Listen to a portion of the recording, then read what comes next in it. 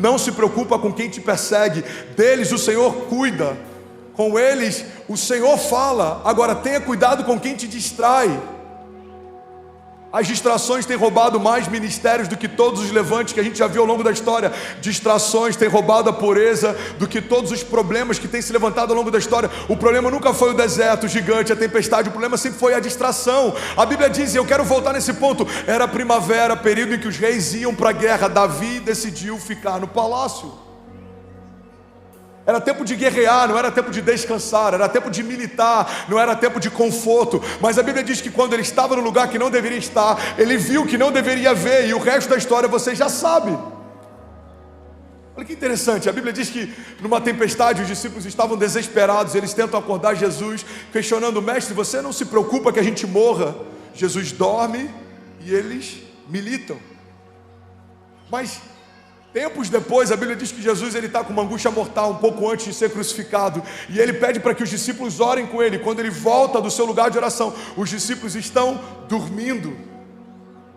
Irmão, quem está distraído tenta fazer algo quando Deus fala para descansar, e tenta descansar quando Deus fala para se posicionar. É por isso que a Bíblia diz que o sábio discerne o tempo e o modo de todas as coisas.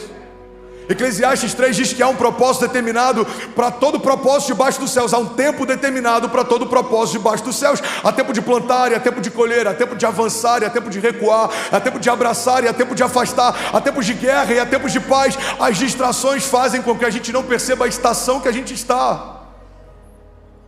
Se é tempo de descansar, descanse. Se é tempo de guerrear, guerreie. Se é tempo de clamar, clame. Se é tempo de chorar, chore. Se é tempo de se alegrar, se alegre. Se é tempo de rasgar suas vestes, rasgue.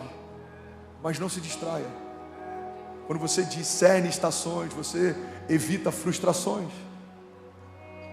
Alguém está recebendo essa palavra? Diga amém. Sansão e Dalila são um exemplo claro. Ele morreu sem cumprir o seu propósito porque dormiu no colo errado. Mas todas essas coisas, na verdade, nos mantêm alertas. Eu não lembro de quem é o autor, mas essa frase é muito poderosa. Ele diz: quando um cachorro late, é porque tem alguém próximo da porta. Quando um cachorro late, é porque tem alguém próximo da porta. Igreja, não se distraia. Estamos vivendo um tempo poderoso como igreja. Estamos vivendo algo glorioso. A gente está recebendo testemunhos de famílias que estão prosperando, negócios que estão crescendo, casamentos que estão sendo restaurados, enfermos estão sendo curados, tem gente sendo batizada com o Espírito Santo. Tem algo novo acontecendo todos os dias. Deus está largando as nossas tendas. O Senhor está amplificando a nossa voz. O Senhor está aumentando as fontes de recursos. O Senhor está trazendo reforços. O Senhor está aumentando o corpo pastoral. O Senhor está aumentando a porção de unção. O Senhor está aumentando a nossa voz profética. Mas o inferno não está satisfeito. Então, se o inferno não pode parar algo que o próprio Deus está fazendo, como que ele trabalha? Ele tenta distrair quem está vivendo algo com Deus. Não se distraia no seu casamento, não se distraia no seu ministério, não se distraia na sua empresa, não se distraia no seu negócio. Feche as brechas, consulte quem precisa ser consultado, não dê ouvidos a quem não tem propriedade para falar. Entenda quem tem uma opinião e quem tem conselho. Opinião qualquer um dá, conselho só dá quem tem autoridade para isso. Não dê acesso a quem não te dá destino.